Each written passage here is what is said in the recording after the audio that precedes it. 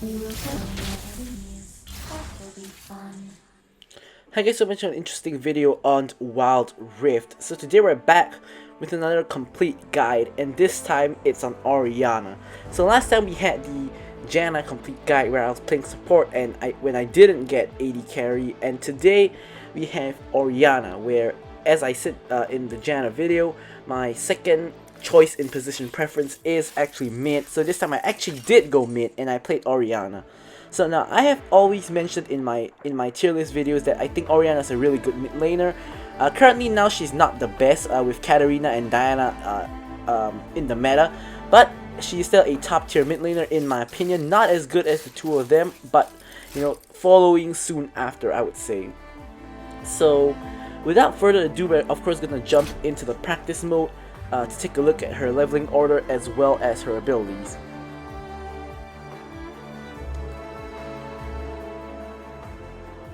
So for Orianna, the leveling order is pretty simple. So you normally start off with your first skill. Actually, you always start with your first skill because Orianna's entire kit depends on her ball. So your first skill is the skill that lets you reposition your ball. So you always want to start with your first skill. Then when you at level 2, you'll take your second skill. At level 3, you'll take your third skill. You'll max your first skill, and then of course take ultimate whenever available. And max your second skill next, and then finally the third skill, and of course ultimate whenever available. So this is what it will be like that. Alright, so we're gonna head over to our usual spot at the bot side river to show off all the abilities. So the first part of her passive is actually her ball. So as you guys can see, we have this ball with us, which we can of course reposition. We can pick it up and so on, but that's actually considered part of her passive, so I thought I would just mention that. But the main part of her passive, in my opinion, is her basic attack. So on her basic attacks, she does do a bit of magic damage. If you guys can see, when you attack, we do a little bit of magic damage and a bit of physical damage. So the magic damage is somewhat equivalent to the physical damage. At first it's slightly lower, but at max Conqueror stacks and max Clockwork wind up stacks, it does actually do more magic than physical damage, as you guys can see. So basically what this is simply your basic attack does magic damage, and every consecutive basic attack actually does more magic damage, which scales with AP. Now of course we have Conqueror, so it is going to be increasing because of Conqueror, but the passive also causes damage to increase. So on our first attack, we did 42-29, 42-36, 42-43, 42-44, and then 42-45, 42-46, and a bonus 7 magic damage. So as you guys can see, the magic damage will slowly scale up. Alright, so as you guys have been seeing already, the first skill basically is to reposition your ball. So this is the max range you can get, like that. And a thing to note is that even when you don't have the ball with you, you can still use it again. So you don't have to actually have the ball to use it, just that the range of where you can shoot your ball is based on your position, not your ball's position. So you can shoot your ball from here to here, like that. Yeah, so that's basically what her first skill does. So if you guys notice, let's just pick up our ball. So if you guys notice, when you launch your ball, there's this indicator pointing towards the ball. It's now blue, but if we walk further, it turns yellow, and we walk even further, it turns red. And if you walk even further, the ball will automatically return to you. Now this is something to note, because let's say if the target dummy there is a threat, you want to pick up your ball, you don't necessarily want to walk over there to pick it up. You can just walk away and the ball will return to you. But this can also be a bad thing if you want your ball to be there, like to activate your ultimate, for example, and instead you walk away and your ball comes back to you. So an important thing to note is how to manage where your ball is. That's the main challenge of Orianna, is how to manage where your ball is. So the second ability is Command Dissonance. Basically all it does is it's an AoE ability, like that, boom. It basically creates this, it deals damage in that area, and it creates this field for a couple of seconds in which you and your allies will be sped up, whereas your enemies will all be slowed down. Now, it casts from the ball, as you guys can see, but when you're holding the ball, you can also cast it like for a speed boost, like if you're trying to run away. You'll actually see me do it a lot in the gameplay where I use it to run away. Her E is, firstly, if you have the ball, it's just a shield. If you don't have the ball, it returns the ball to you and then gives you the shield. So we're actually going to put an ally dummy here. So for example, the ball is over here, it returns the ball to me and I get a shield. So a thing to note is that when the ball is flying, anything in its path will be dealt damage. So basically, if you return the ball with your E, people in the path between the ball coming to you will get hit and also take damage. But like her Q, when you throw out your ball, the more enemies it hits, the less damage it deals to consecutive enemies. Of course, but you do deal a minimum of 50% damage of your ball's base damage. So you can also cast your E onto allies to give them the shield. And also this attaches the ball to them. Now this is very important for her ultimate, which is the shockwave. So basically, sometimes it's really hard to position the ball yourself for the ultimate. Instead, what you can do is you can attach the ball to a diving champion like a Malphite or a Vi, who is going to dive into the backline, or a Camille who's going to dive into the backline, which allows you to deliver the ball to the backline for your ultimate. So now, what is the ultimate? The ultimate is Command Shockwave. So what it does is it's an AoE in this area, as you guys can see. What it does is, of course, it deals big damage, but it also CCs the enemies. It's a knockup, or rather, it's like a displacement. It pulls them to the opposite side of the ball.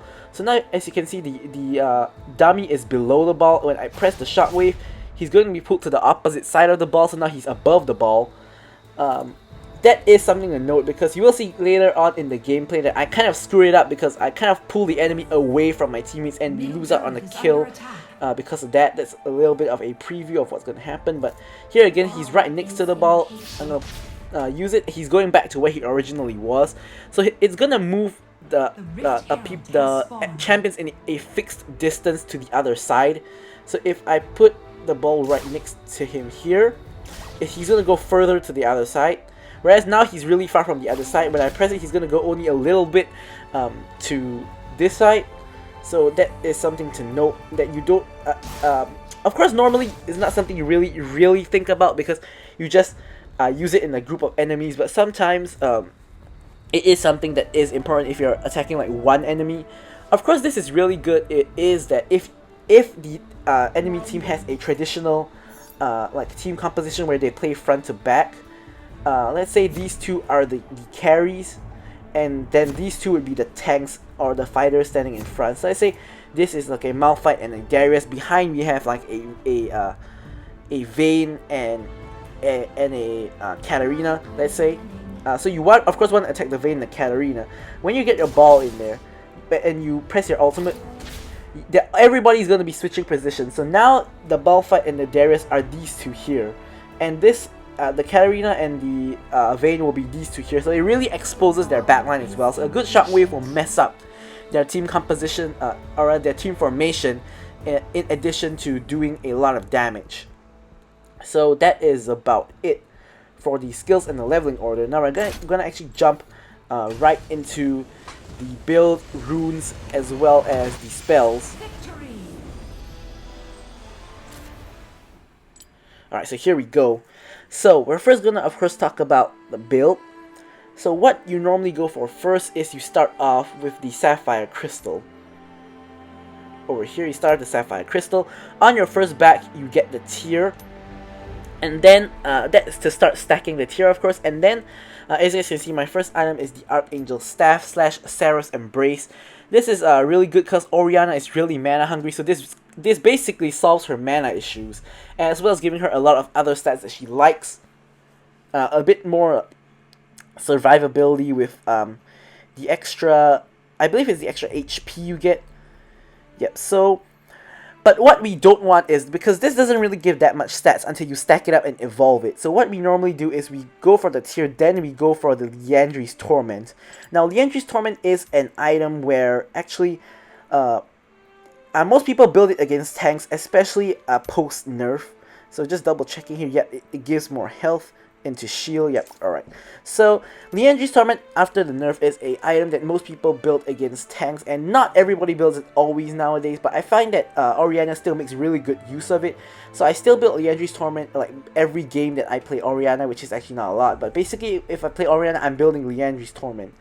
So Liandry's Torment will be your first main item after the tier. Then after that you can complete your Archangel's Staff, and then we of course go for our boot item before we go for the rest of our build. So the boot item that I normally get is Zanya's for more survivability, and also I normally go for the Ionian boots because of course Orianna is a mage, so she does need her cooldowns. So I normally go for the Lucidity boots unless I get a lot of value from Merc Treads or plated steel caps. Then I normally go for the Stasis, of course. But you can also play more supportive for your team. You can also go for Locket, you can go for Redemption if no one else does. Of course, you can also go for something like a Twin Shadows, which is becoming more and more popular to check for vision as well as to slow down the enemies. So after you go for your 2 core items, you will go on for a Death Cap. Death Cap is most mages' third item or sometimes even second item. So of course Death Cap, no need to really explain this one, a huge boost to your AP. Then for your next item, you can go for either an Infinity Orb or a Morellonomicon. So if the enemy team has like a lot of healing champions, then you can go for a Morellonomicon. If they don't, you just go for the Infinity Orb. I find that most matches I normally go for the Infinity Orb because the 2 other classes of Grievous Wounds for tanks and AD carries, they both have a second tier item that gives them Grievous Wounds. So for AD carries, they have the Executioner's Calling here, which only costs 1000 gold. It gives Grievous Wounds. For the tank item, we have the Bramble Vest, which also costs only 1000 gold and gives Grievous Wounds to tanks. But for mages, there is no such item. There is no item that builds into the Morellonomicon that gives Grievous Wounds. So to get the Grievous Wounds, you have to spend the full 3000 gold to get the Morellonomicon. So for all mages that I play, I prefer not to go for Morellonomicon unless my team has nobody else building Grievous Wounds, which most games there will be someone building Grievous Wounds. Either the tank or the AD carry or both will build Grievous Wounds. However, one thing to note is that depending on who your AD carry is, let's say if your AD carry is Vayne, she's only going to be able to apply Grievous Wounds on one person. But if your AD carry is something like a Jinx or a Kai'Sa that has a Runaan's Hurricane, they can apply it to a lot of people at one go. Whereas Orianna, if she builds Grievous Wounds, the Morellonomicon, she can actually apply it to a lot of people at one go if she hits her Q or her E or her ultimate, any of her spells. If she hits it on multiple people, it's really easy to apply.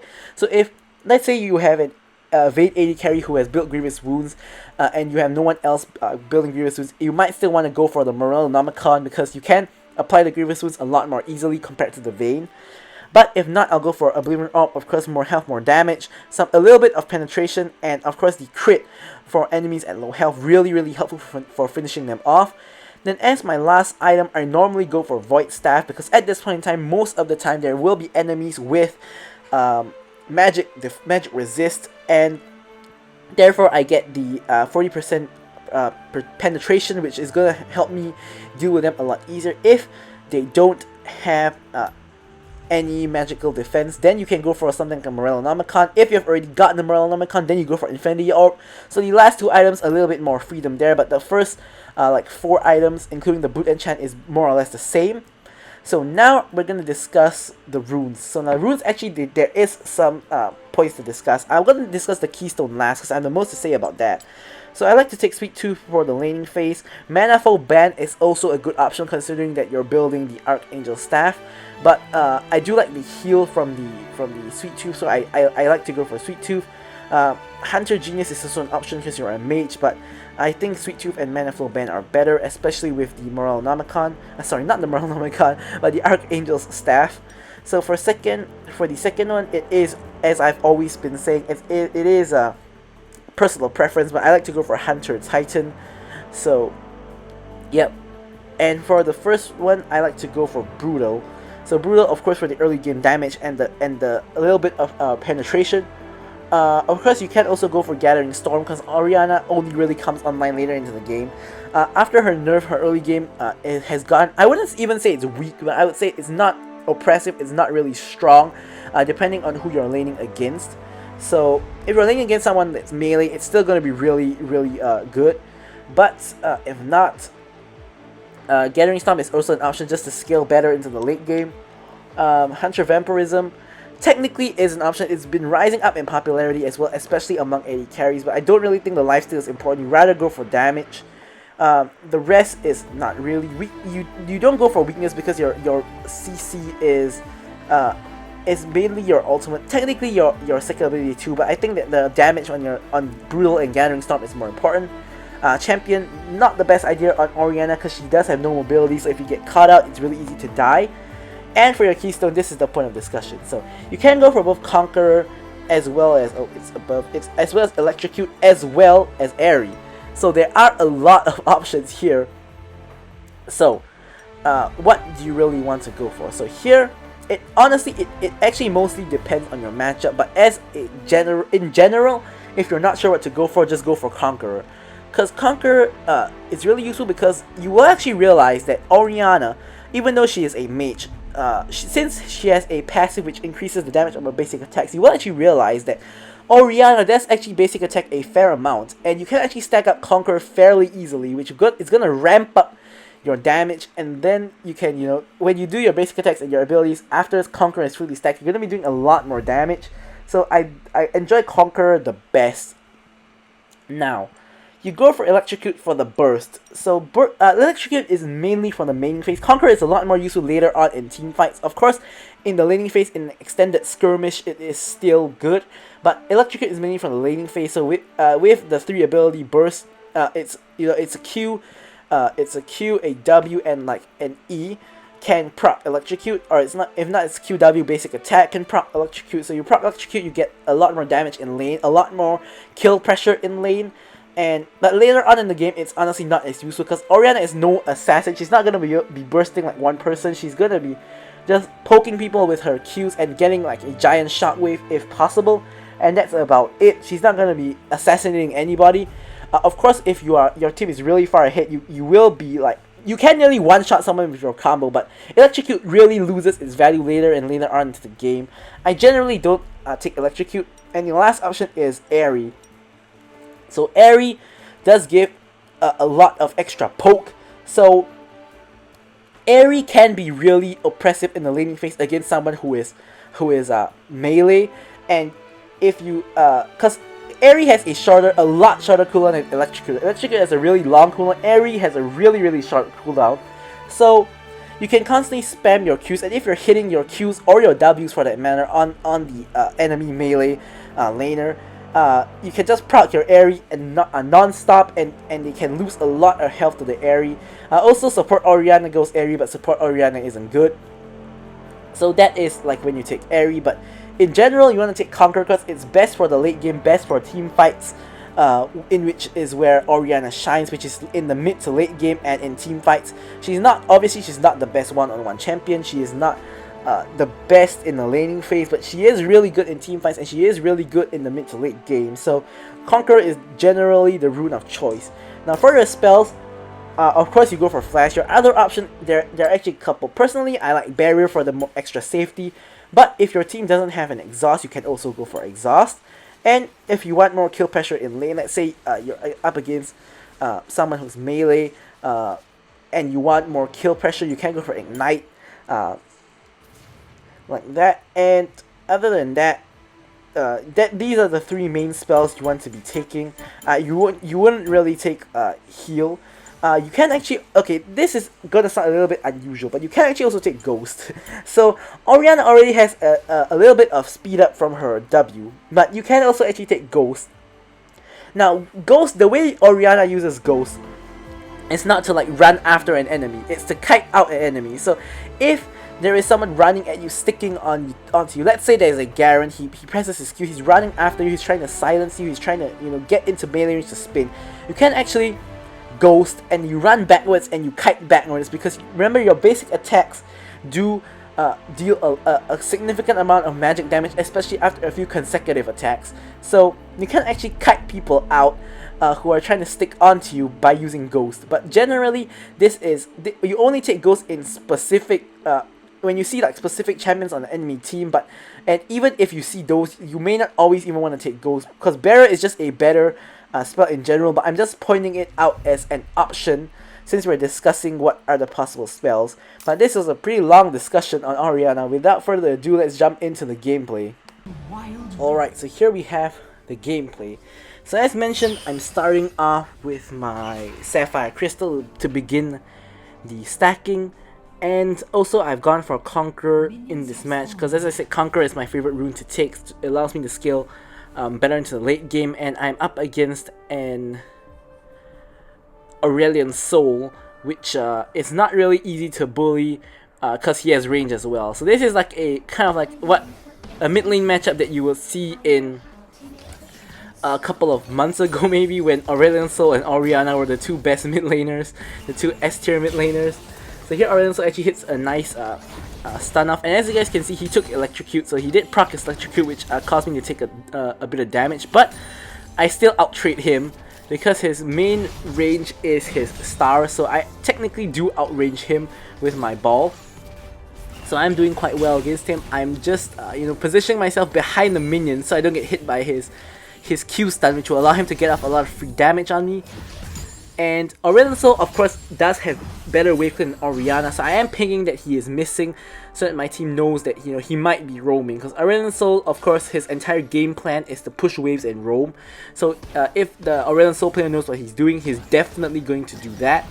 So here, of course, I'm just trying to poke him. I get hit by the stun, and he manages to proc his Electrocute on me, but I managed to shield some of the damage with my E. So, spoiler alert, you will be seeing me screw up here and there, because I'm not the best Orianna player, but I would say I play Orianna pretty alright, pretty okay. Maybe even you could say well, but I definitely don't play her great, because I am an AD carry main, not a mid lane mage player. Here, if you guys can see, I'm just constantly poking the Aurelian Soul, trying to force him out of lane. He is at really low health, so he might be recalling here, but we're just gonna shove the wave in that case. And I'm also running low on mana. As I've been saying, Orianna has pretty big mana issues. So I'm gonna pick up my tier to try to solve that problem, and we'll just get a start building towards our Leandri's Torment. So far nothing too interesting to report. It's just standard laning phase, although I would say that laning phase in the mid lane and in the bot lane is really different, because it's a 1-on-1 versus like a 2-on-2. So here Aurelian Soul is just hanging back. You can actually see the tips of his stars. That's the thing about Aurelian Soul, you kind of can see his stars wherever he is. Even when he's in a bush, you can see his stars. So Aurelian Soul, you can't set a trap with Aurelian Soul. Alright, so we're just gonna clear the wave, and now we are gonna roam. So because we just backed, so we don't actually need to back again. I'm gonna put a ward here for vision, so I'm pinging that I'm on my way. I'm coming down for the roam on the Tristana and the Rakan. So here, as you can see, I shockwaved the Tristana away from my team. It did do a big chunk of damage, but I probably should have waited a while to pull the trigger on that, because I already hit her with my ball. So if she walked past my ball and I ult her, she would be pulled back towards my team instead of me ulting immediately, and instead, pushing her away from my team. So I did ping Aurelian Soul missing, because I know he's roaming top. So he does actually manage to get off a successful roam and kill the Rengar, but Garen trades back on the Kha'Zix, and I'm going to head over to help, because I see that the Nasus is rotating.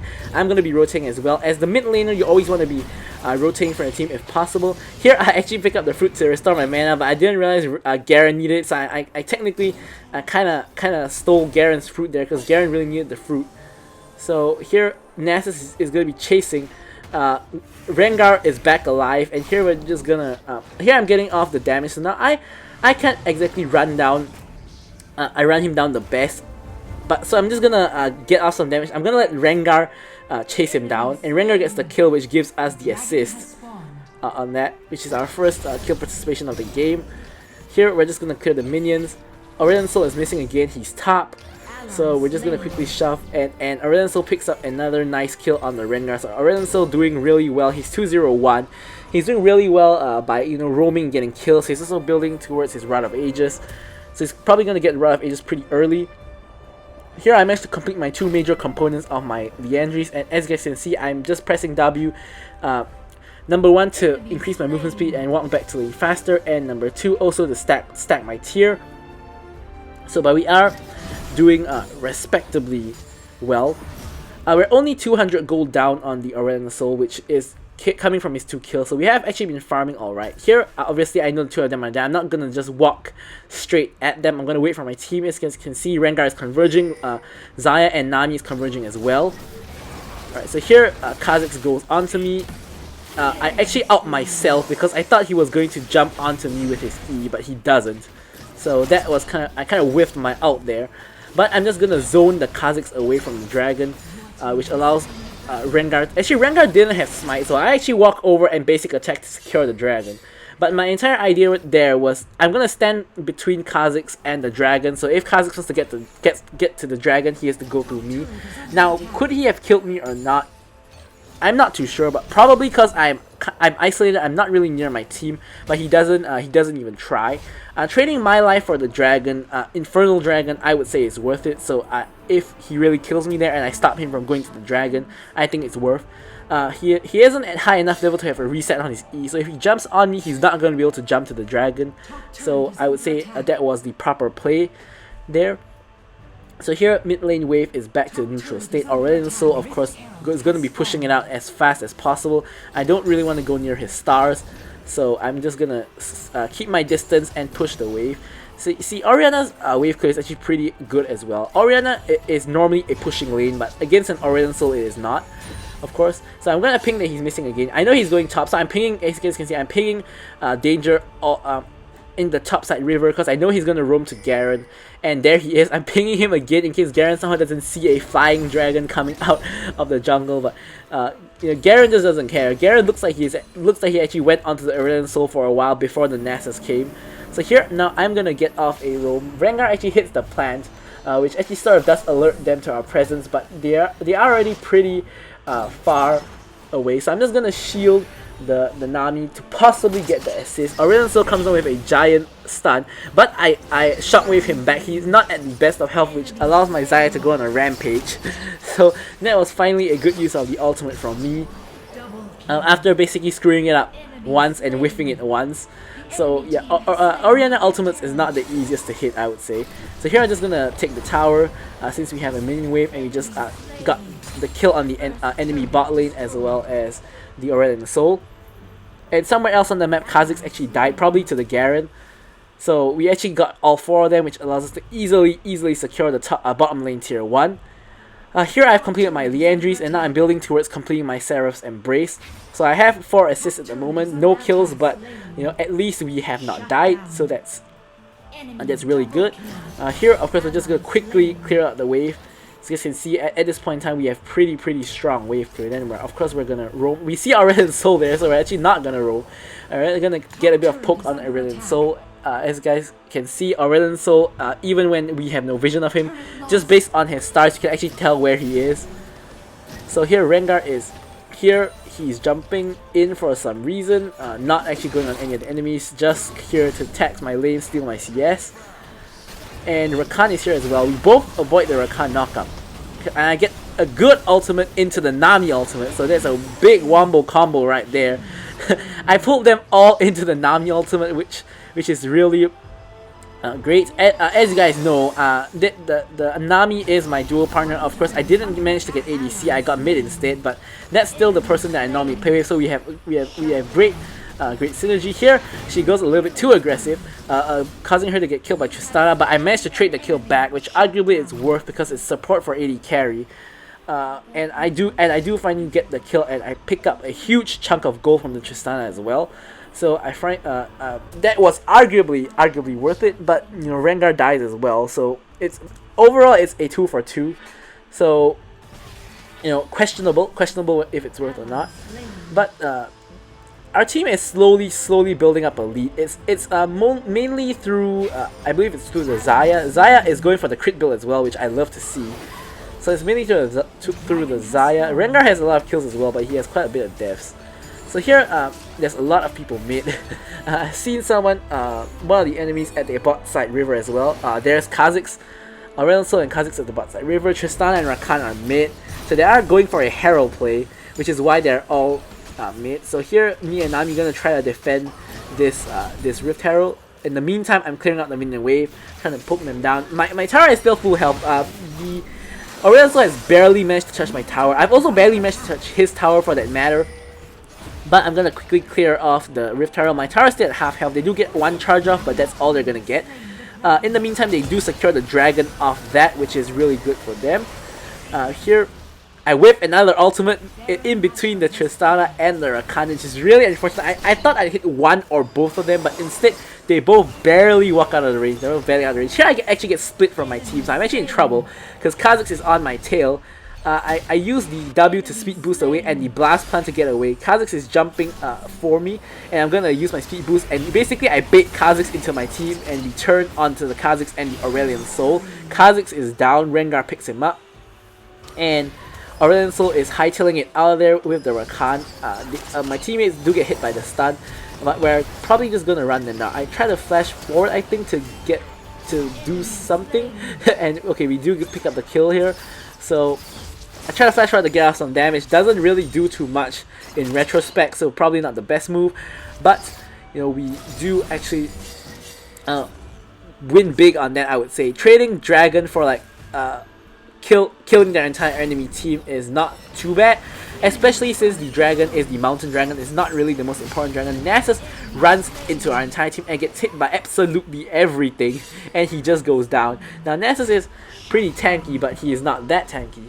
Kha'Zix picks up a kill on the Rengar, unfortunately, so their team is still in the game. Tristana is 4-4, and Orianna is 3-3-3, so the two important people on their team are still doing well. But on our side, me and the Xayah are doing really well, and Rengar is actually doing really well as well. So I am 1-0-11, so I have like only one kill, but I did have 11 assists. So here I'm going to clear out the bot lane, because Kha'Zix is pushing his bot, and I don't want to give them the bot tower for free. In the meantime, my team is holding them off at mid. So I'm just going to push out one more bot wave and rotate to my team, because it looks like a fight is about to break off at any second. But of course, with me and Xayah not at the fight, the team doesn't really have damage, so I wouldn't recommend them fighting. But it looks like a fight is breaking out anyway. Kha'Zix goes in, kills the Rengar, kills the Nami as well. That's no good. Kha'Zix has his resets by now, so he is resetting all over. Rengar cleans up 2 kills. I'm coming in to help the Rengar, but Rengar dies, unfortunately. So actually, Rengar does not die. Oh, I finally get another good ultimate into the tower, which lets them get hit by some tower shots. Nasus thinks he can kill me under 2 towers for some reason, and of course he doesn't, so I kill him instead. Rengar going for the Tristana, and I can't even shield Rengar in time to pick up the assist because he bursts Tristana way too fast. But yeah, me and Rengar bring the fight back. We get kills on all 4 of them. Aurelion Soul has to retreat. So overall, it's still a positive trade for our team, and our team is building our goal lead to about 6k goal. I'm still doing pretty well, 2-0-11. No kills, but a lot of kill participation, and I have a good chunk of goal at 10k plus goal. Xayah and Rengar also have reached that state, but of course they do have a lot of kills. I don't. No one in the enemy team is close to 10k except Orianna Soul, who is somewhat there. Nami with a nice ultimate on 2 people. I get an ultimate on the Aurelion Soul to pull him away, which allows us to pick up the kill on the Kha'Zix. So that at first glance may not seem like the best ultimate because they only hit 1 person, but that kill, that ultimate actually allowed us to secure the kill on the Kha'Zix, because the Aurelion Soul was not there to help him. So Kha'Zix basically became a 1v3 with Kha'Zix against the 3 of us. I killed the Rakan off as well. Aurelion Soul really low health, but looks like he's going to survive by the skin of his teeth yet again. So Aurelion Soul has been surviving at on 1 HP quite a number of times this match, which is good for him. So we're going to go for the Cloud Dragon. Of course, setting up our vision. I take all the fruit, so Nami gets nothing, unfortunately. not I didn't realize Nami needed the fruit until it was too late, but it's okay. We're just gonna secure the dragon. So here Nami gets a really nice ultimate and bubble into the shockwave. I mean, that was a free shockwave for me. They were all already CC, so really easy for me to follow up. Amazing 4-man ultimate and 4-man bubble by the Nami, allowing me to get the 4-man shockwave. So we get the kill onto the Aurelion Soul, and the Nasus of that. Kha'Zix slinks away with a sliver of HP. Really common in this match in the enemy team. They always live on really low HP.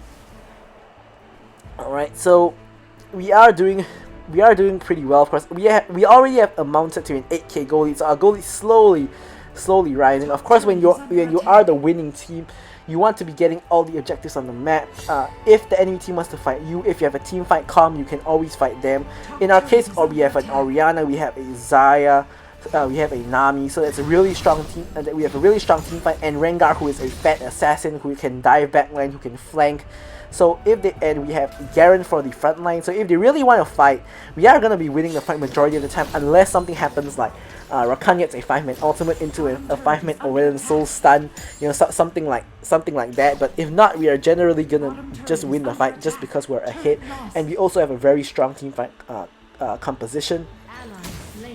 In the bot lane, they actually do manage to pick up the bot lane tower, and Rengar and Garen are on the run. Garen lives with a sliver of HP. I get a 2-man out, which does a huge amount of damage to the Rakan. Here, Xayah is just going to be DPSing everybody. Rengar just trying to burst everybody. I'm here, I'm going to sidestep the Aurelion Soul. Xayah, an amazing ultimate to avoid the Aurelion Soul ultimate, and I shield the Xayah just for good measure. And here Xayah's just going to pick up the red buff. Actually, Garen picks up the red buff. Not too good that Garen is denying the red buff from the Xayah, but yeah, I'm not even trying to take the red buff. I'm a mage, I don't need the red buff, of course. So I'm just going to give it to my teammates. And I'm just back to clearing the wave. Of course, I don't want to overextend, because we don't actually... 3 of the enemies are dead, but I don't have vision on the Kha'Zix, and the Kha'Zix can easily kill me at this location, I should say, because I'm isolated from anybody else, or the minions, or the towers. So I can get bursted by Kha'Zix really easily, which is why I'm not going too far up mid lane, so that that does not happen. And we're just gonna go back to joining our team, more or less. So Orianna, in the mid to late game, you just want to generally be with your team. You're not like a split push or anything. Here Kha'Zix is going on to me, I know that. I'm gonna flash the wall. Speed boost away, flash the wall, and then I'm going to try to output some damage. I'm only in range to hit the Kha'Zix, so I'm going to have to come around to actually join the team fight, because I have no choice but to break formation because of how the Kha'Zix is trying to dive me. Kha'Zix actually plays really well there, because coming to dive me on the backline is the correct move. Unfortunately, he doesn't. Unfortunately, I escaped because I have my flash, and he has already used his gap closer. He doesn't have his flash, so he has no way of chasing me down, and my entire team helped me to collapse onto the Kha'Zix. And off for kills, we get the Baron. Tristana is in mid lane just pushing, and my team is going to be chasing after her. I'm just going to be clearing the mid lane. Here, I misclicked my ultimate. I meant to actually press my E, I believe, but I accidentally pressed my ultimate instead, which is misclicks happen, so that's unfortunate, I would say. So here I'm just going to be pushing. The enemy team has all respawned, so I knowing this, I am pushing, because behind me I have Garen and Xayah. I believe they can rotate in time, and I do want to get this tower. A little bit greedy, I would say, but here they have actually reached, so I'm actually going to rejoin the fight. But Nasus is trying to run me down. He doesn't actually do all that much. I don't know how much stacks he has, but he doesn't actually do all that much to me. So here I'm going to retreat and reset to get to get some items, and to also clear out the wave. So I can't actually see what items I get. I think I completed my death cap by now, but I have the thing, the item screen down. So here I clear waves really fast, and Baron buff as well. Just gonna clear out all these minions. Really easy, really simple. In the meantime, my team getting assassinated by Kha'Zix. Kha'Zix really doing quite well this game. I would say getting off a lot of assassinations. Here I'm going to be joining my team, which is, as I said, as a Orianna, you always want to join your team in the mid to late game, but no one else is clearing out the top wave, so I have no choice but to go clear the top wave. Elder Dragon is up, and we're just going to be doing Elder Dragon. Of course, we can't easily force this because we are really ahead of them at this point in time.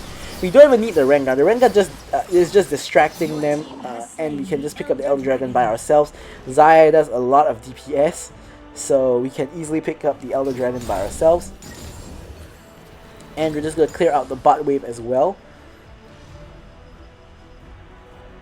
And so we're just going to try to keep up the pressure on all the lanes. Here I can see 3 of them, which is why I'm continuing to push. 3 of them were just spotted in the top side jungle, and the other 2 are dead. So no one is near me at the moment, so I can just keep on going. Of course, I can see Orianna is coming to me. I'm going to ward, but I want to try to pick up this tower. Orianna does not have the angle on the stun, so I'm just going to walk away. No big deal there. Alright, so here, just going to see if we can... see what we can do. Our team, Xayah is in trouble, so we're gonna jump in.